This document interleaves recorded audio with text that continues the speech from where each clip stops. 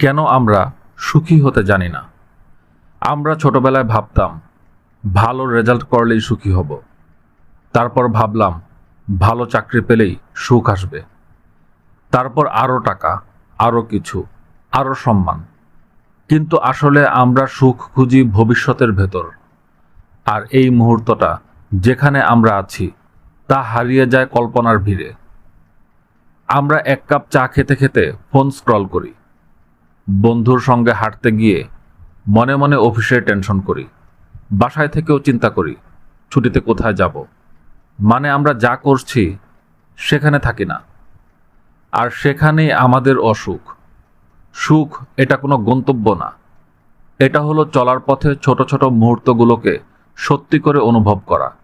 সেই নরম বিকেলটা, কোনো প্রিয়জনের হাসি, এক কাপ গরম চা। আপনি সুখী যদি আপনি থাকতে পারেন এই মুহূর্তে। এই এখনটাই আপনার জীবনের সবচেয়ে বাস্তব সময়।